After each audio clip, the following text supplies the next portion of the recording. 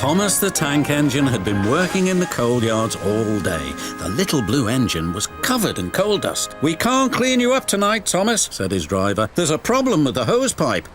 "Bother," said Thomas. "A bath would make me feel much better. The others are sure to say I look silly." But the engines were too busy arguing to notice Thomas. James was talking loudest of all. "I deserve a new coat of paint. The Fat Controller says I'm the pride of the line and—" "Rubbish," huffed Henry. "We're all the pride of the line." "It's been like this all day," confided Percy to Thomas. "James is getting a new coat of paint and won't stop boasting about it." "Why, James? I'm the one who needs a new coat. Look at me." "I'd rather not," retorted James. "You're not a pleasant sight and wouldn't understand the needs of a really important engine." Thomas was fuming. Next morning, as James was being repainted, Henry had an accident. "If you can't push trucks properly, Henry, why not talk to a tree instead? You know how much you like the forest." "As a matter of fact, Bossy Boiler, the Fat Controller is inspecting the island for trees that are too close to the line. He's worried they might cause trouble." "Pah!" laughed James. "If I came upon a tree, I'd just push it aside." "Really?" replied Henry. Soon James was showing off his paintwork. "Make way for an important engine." "You wouldn't feel important if one of these trees crashed on you. You'd feel hurt," reproached Percy. "Rubbish! It wouldn't dare."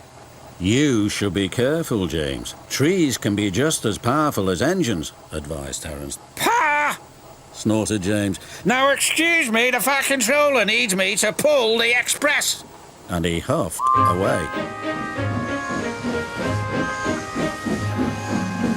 But James was wrong. "You must go to the yards and collect an important goods train, James. It's heavy, so be careful," said the Fat Controller. "But sir, I've just been repainted. Can't Thomas or Percy do it? They're dirty and like working with trucks." Really useful engines don't argue. So James didn't.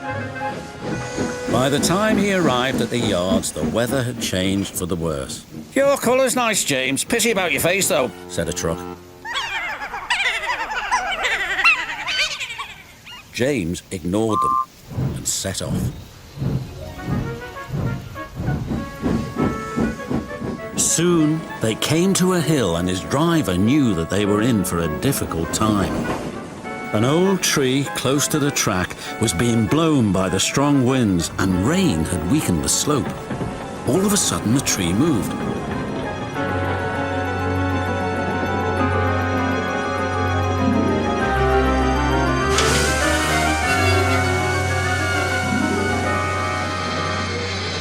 "Ooh, help!"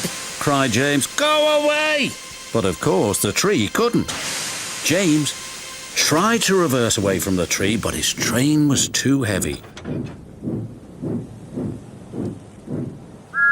Then he heard a whistle. "It's Thomas," called his driver. James felt embarrassed and worried that Thomas would laugh at him, but Thomas didn't. He knew that this was no time for teasing. "Beep, beep, I'm ready," whistled Thomas. "So am I," James replied. "As ready as I'll ever be."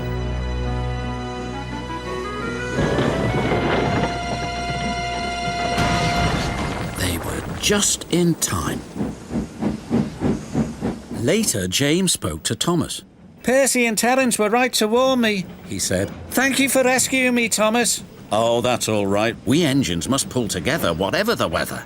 Just then, Edward bustled in. "The Fat Controller thinks you're both brave engines. Thomas, you're going to have a new coat of paint, and James, the Fat Controller says that tomorrow you'll pull the Special Express." Everyone was very happy.